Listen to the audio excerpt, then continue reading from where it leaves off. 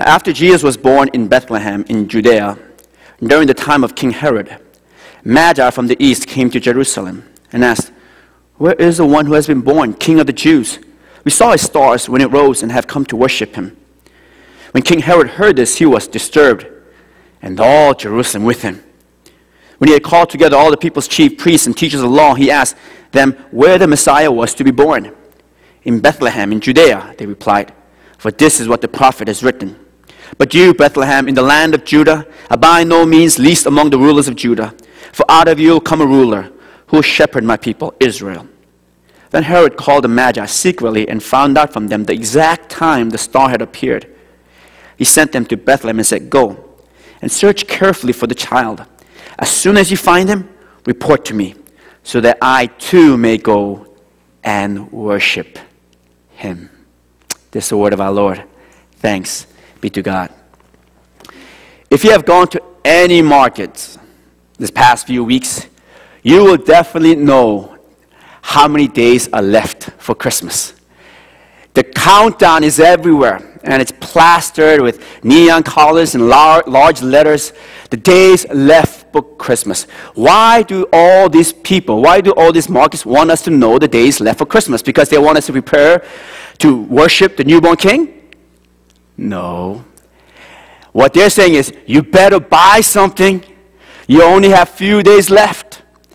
The pressure is so immense. Like a few days ago, I went to Walmart to get a Tylenol. I almost bought a transformer. The intense pressure to get something. And the whole focus and the countdown of Christmas is not about Christ. It's not about knowing what this means, but about buying something.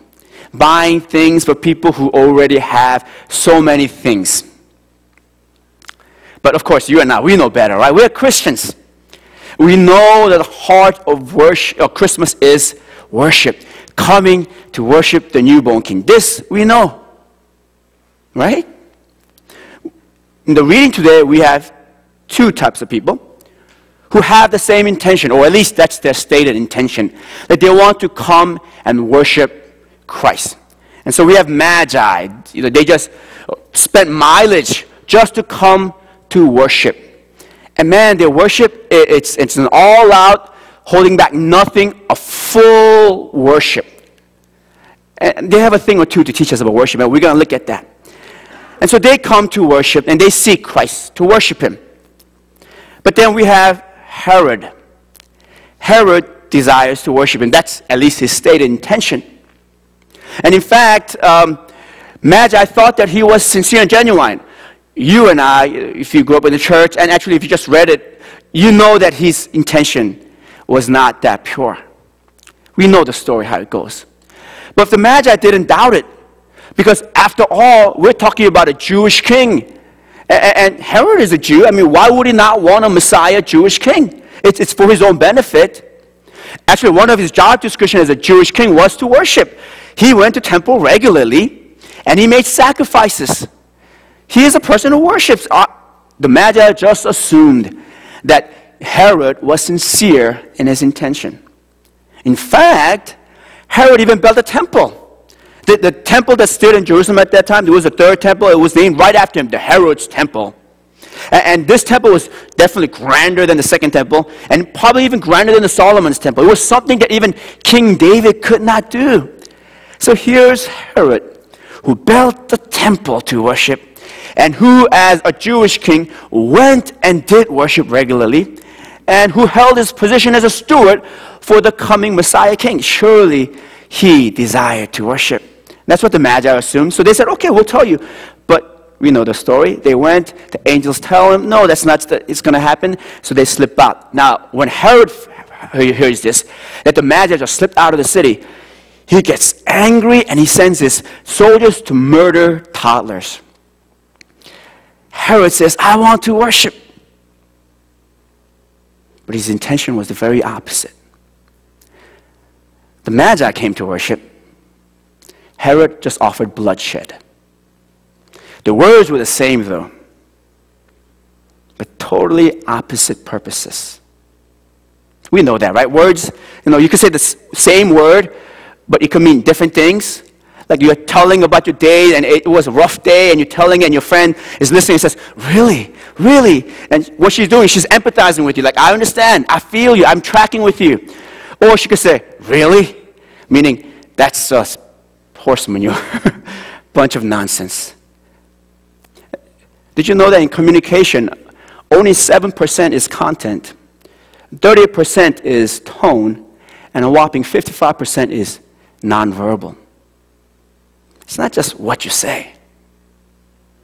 So here is Herod and Magi. They say they want to worship, but one fully worships and the one doesn't worship. It's a mockery of worship.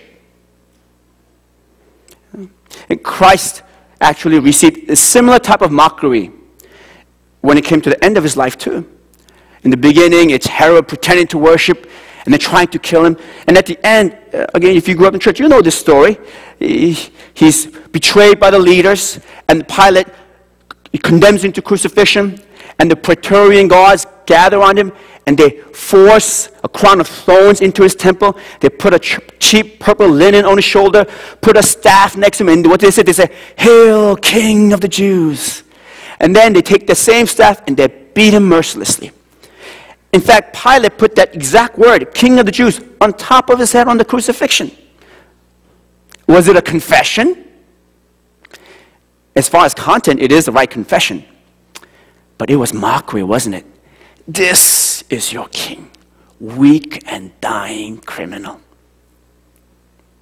One can say the right things, say the right confession, and still be contemptuous of Christ.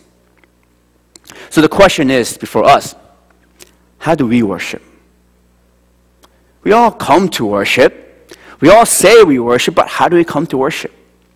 Oh, well, we're not like Herod or the Praetorian guards. And that's true. None of us had the same fiery hatred or contempt as the soldiers and as Herod did. But I don't think that's the truthful way to answer. It's kind of like answering the question like, oh, am I a good person? Let me answer that by saying, did I kill anybody like Stalin? I didn't, so I guess I'm okay. Like, by that standard, everybody's a saint. By saying, I don't worship like Herod, you're not saying that you are worshiping fully or truly. The revealing question, the question that keeps us honest is this: do we worship like the Magi? Does our worship reflect Magi's worship, and all out, holding back nothing, a full worship? And so what I want to do is I want to look at the way Magi worship and just learn a few things from that and use that as just an honest reflection upon how we worship, and perhaps be encouraged and challenged to worship more fully. The first thing I see over here is this. The word over here, when they come to worship, is prosokune. And the English word translates it into two things, kneel and worship. But by making that single word into two words, it kind of dilutes the meaning. Because the word prosokune, first of all, means it's a political statement. It is a public political statement that the one you kneel to is your king. And the words the king says is the law of the land. And this is why Herod was so threatened. So the first thing about worship fully is this, that it is complete obedience to Christ in all of our lives. In all of our lives. You see, Romans Empire, we really give them a bad rap, but for the most part, they were a very tolerant empire. They really encouraged all the different regions to worship their gods. It's okay. Sometimes they even build the temples for them. Worship your God. But as you worship your God, pray and pay homage, kneel, recognize the lordship also of the Caesars too. And most people say, oh, of course, nothing's wrong with that. I worship my God and I'll worship your God. People were okay with that. The thing that scared the Romans were this. People who come in and say, there's only one God. And to worship him, there's only one way. To fully worship him. My allegiance completely belongs to him. That the Romans could not take. You keep your religious life to yourself, but don't let it spill over to the political life. Keep your gods at your temple and your homes. Don't bring it to the marketplaces. But our early Christian fathers and mothers knew that that's not how you worship Christ. To come to Christ to worship means to kneel. This is a God who does not share his throne. This is a God who demands obedience even in the marketplaces. If we want to worship God fully, then we must live a life of obedience. If God is God only on Sunday, then we're not worshiping at all. So I'll just say, we're only offering mockery, more akin, more similar to Herod and the soldiers than what the Magi offer. To kneel is to submit completely. Pastor Fred Craddock, he shares a story about how he was so excited about his first pastorate because now he's going to be leading people to worship, and these are, church Christians, and obviously they really want to worship God, and he's going to preach the gospel, and people are going to respond to the gospel, and they're going to draw close to God, and he was excited. And when he went, he's a good preacher, and when he preached, people were moved, they moved to tears, and at the end of the service, there was a great worship service, thank you, that moved my heart, and he was excited, and then he went to these meetings, and in one meeting, these people who worshiped God and were so great about the gospel and excited, they argued about the color of the carpet. And then elders, especially these elders who had tenure and wealth, they were forcing a policy down the church which would bar blacks from worshiping with them. This is worship. If we truly want to worship, then the only way we can worship Christ is to worship fully. There can be no compromise. Prosekune is to submit completely. I want to tell you a story. See, there were these worshipers, and they really thought they were genuine Israelites. This happened about a few hundreds before the time of Jesus. And they were going to the temple to worship. I mean, this is what they do, and they're people of God. They're circumcised. They're all good. And then as they go, Jeremiah stands there and says, "You're not worshiping at all." He's like, "Who is this guy?"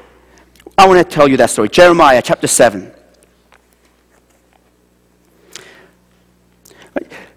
Verse 1. This is the word that came to Jeremiah from the Lord. "Stand at the gate of the Lord's house and there proclaim this message." So as people are coming in to worship, like out there in the foyer, this is what Jeremiah says to them.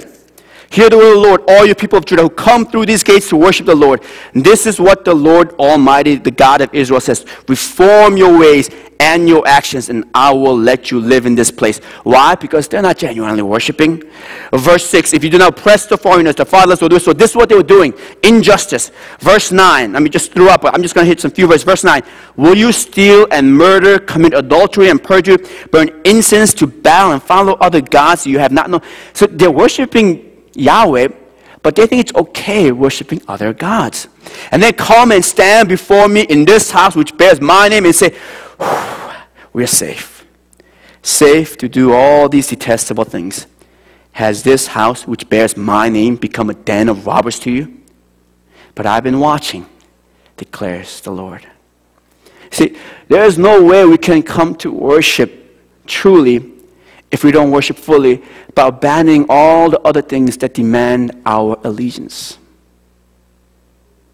But truth be told, it's really hard to worship fully like that.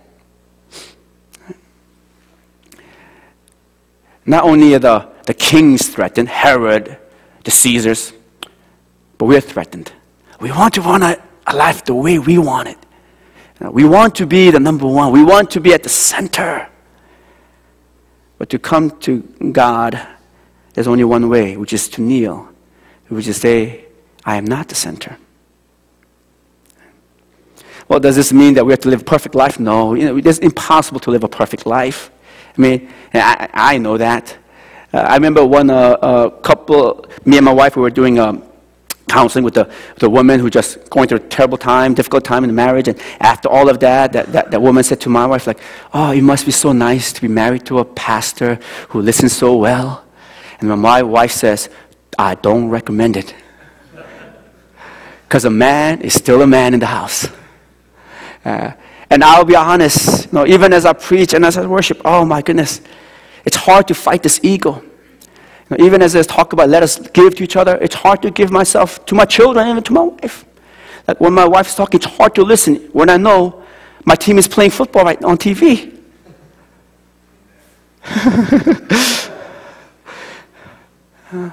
I'm hard-headed,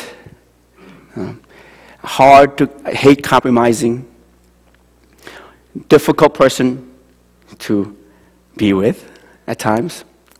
But I know that I must submit all of this. This is all part of worship. I must come to a place where I must constantly kneel. That's the first thing. To worship fully is full obedience. The second thing is this. The word proskuneo, as I said, it has a political symbolism to it. But it's still also a physical gesture. In other words, it's not just a symbolism. There's a physical gesture to it. And this worship that the Magi offers is a physical act of worship. Our body is necessary in worshiping Christ. Christ, God became body. We human beings, we can only exist in this body. So the only way we can worship God is with this body. Now, it's easy for us to dismiss the bodily aspect of worship because, Jesus has this conversation with the woman at the well, and again, John chapter 4, and at that point, Jesus says, you must worship in spirit and in truth, and we take the word spirit as an opposition to the body and the physical, but it's not. It doesn't mean that our body is not involved. At that conversation, what he was only talking about was that you're not limited to one physical location. Okay? Spirituality in the Bible is just about the orientation of your body to godly things or to fleshly things. The orientation of your body. So in worship, and especially in the Jewish understanding of worship, where for them, the worship literally, even at the time of Jesus, required that you would take a lamb, hold it while it's bleeding, and then cut its throat. I mean, the physical act of worship was already part of that concept, understanding. So when we come to worship, it also means that we have to bodily worship. But we Protestants, and especially us college-educated, right, we tend to think that worship is more about what I learn. Right? And that is why we think that if we heard a sermon, then we worshiped. Or if we heard a good sermon, then it was a good worship. You see how all of the worship was reduced, is reduced to a cerebral process. But the cerebral process is not one and the same as the spiritual process. They're not the same. That's a very dangerous and a false connection. The worship requires all of our body. Why? Well, because the body, our whole physical nature of ourselves, it not only reflects our emotion, but it also affects our emotion. It not only reflects our spirit, but it affects our spirit. We are embodied spirit. Right? Paul Ekman, what he did was he wanted to find out if facial gestures were universal or cultural. Right? After all, our hand gestures, they're all cultural, right? For example, if I do this, what is this in America? Stop. Right? In Greece, what is this? It's a middle finger. You could ask any Greek, this is a middle finger. Right? It's cultural, and that's why when I was in Athens with my uncle, who was a missionary there, when the car was coming by, I did this, and then the driver did this. Like, what the heck? He's pantomiming? Like, because the hand gestures are cultural. But he wanted to know if the facial gestures were cultural. And he studied, and he went through all the different tribes and cultures. And there were two things that he found, which was a surprise and a shock. The first thing was that facial gestures were universal. No matter where, everybody will know when someone's happy or angry. It's universal. I think there's something to that, theology to that. But second thing was this. He found out that when you make some facial gestures, you change your emotions. Because what you want to do is, you want to do a taxonomy of all the facial gestures. And he called this system FACS, right? A facial action coding system. And I mean, down to details, what muscles that we have in our faces, what constitutes a smile. And he did all the different muscles, the major and the minor muscles, and he reduced it into a comprehensive taxonomy. But the way he did it was he would study and study, and he would replicate it. And he found out that anytime you replicate emotion, for example, angry gesture and he will practice it, throughout the day he will feel angry. And then if he does a sad facial gesture and that's all he practiced, then throughout the day he will feel sad. And this really surprised him. And he came to the conclusion that actually the physical actions not just reflect but affect and impact our emotional and spiritual state. Right? I'm going to do some of these exercises with you right now. And some of this I might have done with you before, but a little bit more expensive. The first thing I want to do is this, okay? I want you guys to smile. Smile, everybody smile. Okay. All right, here, right there. Don't you feel brighter and happier, right? Yes, you see that? Like, I see every one of you, beautiful faces. You know, when you are listening to my message, can you just smile a little bit more? Give me some encouragement, okay? All right. Now, try this, right? Just put your head down like this.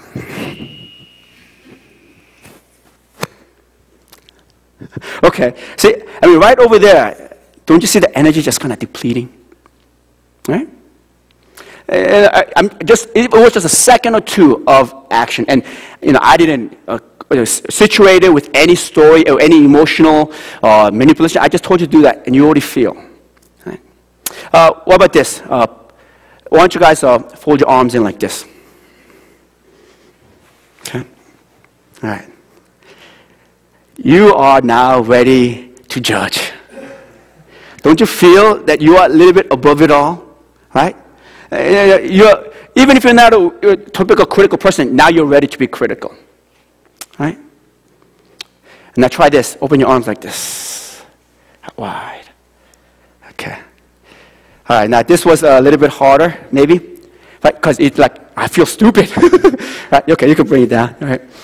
It is a little bit more difficult. Because actually when you do this, you feel more vulnerable and more alive. And part of being alive is actually being more vulnerable. Right? The easiest thing to do is this. Because you're protected. It's a self-defense mechanism. It's a self-destructive self-defense mechanism. Right? See how all these physical gestures matter? Right? And that's why I want us to, involve more of our body. Because again, we are embodied spirit in our worship. And one of the things that we're going to do, like this Christmas Eve, when you come and when you do the instinction, the communion, what we do here is that you dip it. And then we're going to clear all this and encourage you guys to just spend some time kneeling down and praying. And this is a little bit new to us, and that's why we might think, wow, this is strange. But many traditions do it. Okay? And just try that, the act of kneeling. Because, when you kneel,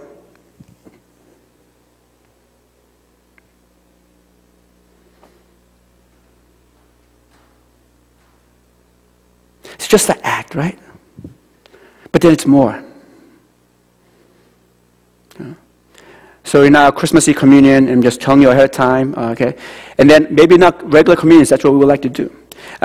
Our body is important. Christ wants us to worship with our whole being. To worship fully means also to worship with our body. Okay? Now, communion we do only once a month. Baptism is another physical thing. That's also whenever people desire to be baptized. But are there any physical gestures that we can do during worship on a regular basis? Well, there's praise for us. And during praise, I really want to encourage our congregation, even our guests to, just use your body when you worship. Do not be afraid to stand up and dance. I know, again, I feel stupid raising my hands. I know, because you're being vulnerable. But try to raise your hands. Now, if you grew up in a youth group like myself, where how you praise reflects your spiritual state. So as you're praising, you don't lift your hands, your friends come and say, "Are you backsliding?" Like, no, I'm just tired, okay? So if you come from that type of tradition, you might hear this like legalism, and I don't want you to hear it that way. I just want you to be free. And I just want you to know that Christ wants not just your mind, but also your body too. Because when we give ourselves fully to Christ, then Christ can fully transform us. Okay? So, today after the service, when we do it, be free. Okay? I'm not going to say raise your hand like that. But if you want to, don't be shy. Raise your hands. If you want to dance, dance. If you want to twirl, just hold them. You can twirl too. Okay? Right. And I don't know if you remember when Mike Lee, who shared about the prayer. When he shared his testimony about, as he became a member, he talked about how in one worship service, the pastor challenged people to raise your hands, and he did. And as he raised his hands, tears came down, and his heart was opened. So much power in giving our body in worship too. Okay. Another thing too, so there's the total obedience, there's the physical body, using our body to worship. But it also means this, what Magi teaches is that worship is what you make of it. Right? Worship is what you make of it. Again, think about this, right? The Magi, I mean, they risked everything in traveling those miles.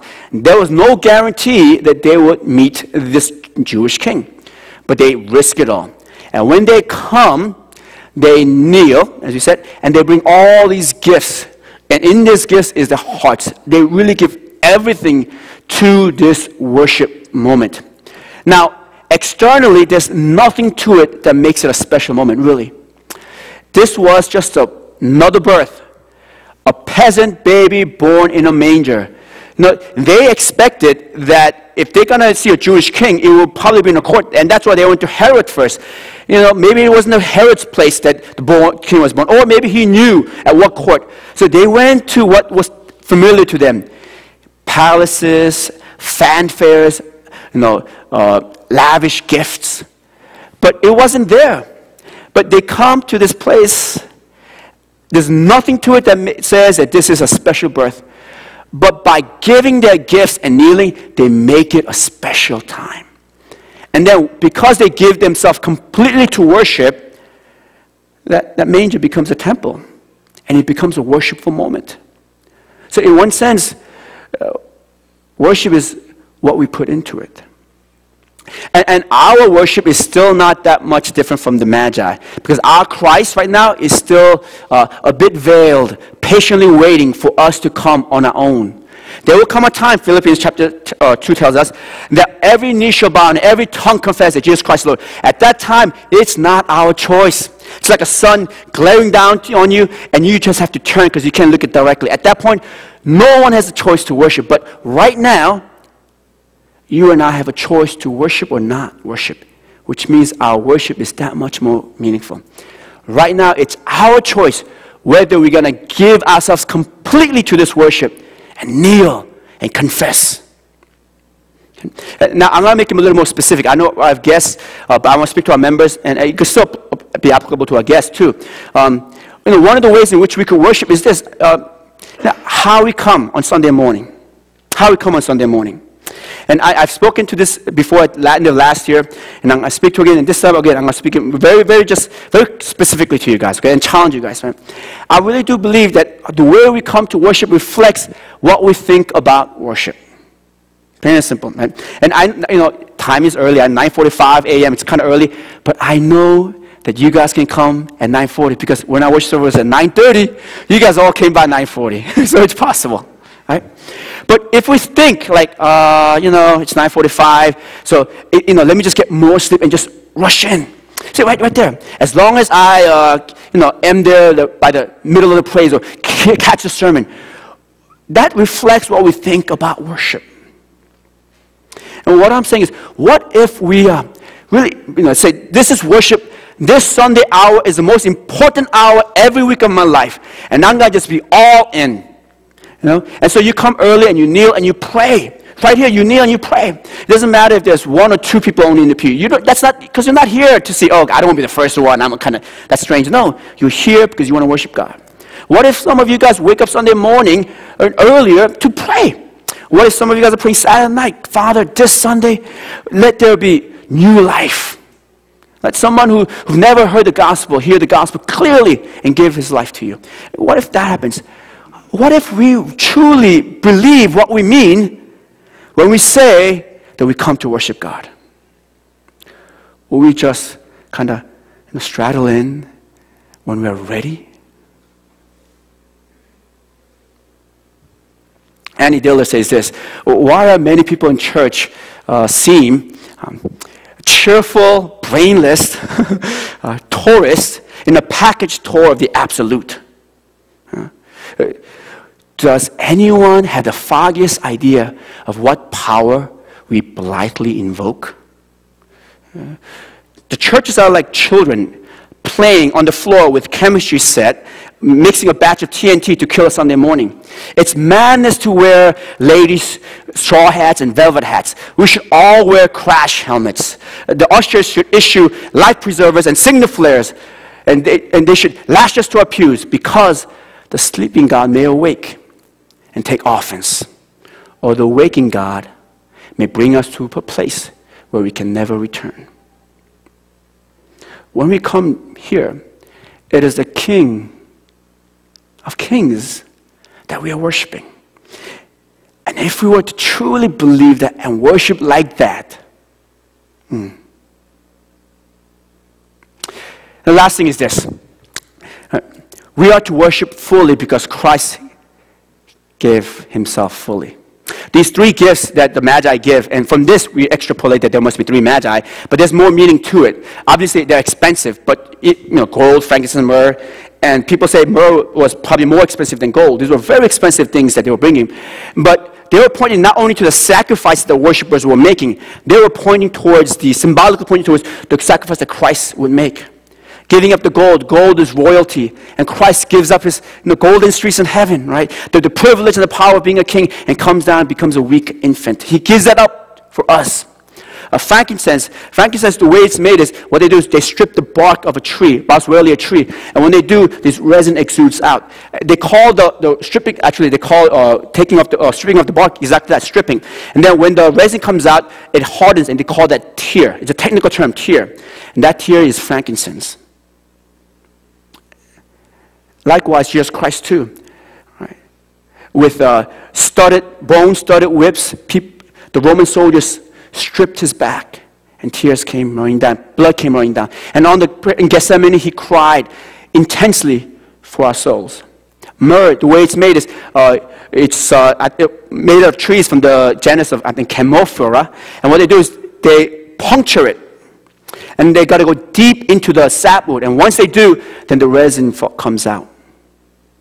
Likewise, foot-long pikes, iron pikes, were punctured Christ's skin and muscles and vessels, and blood came out.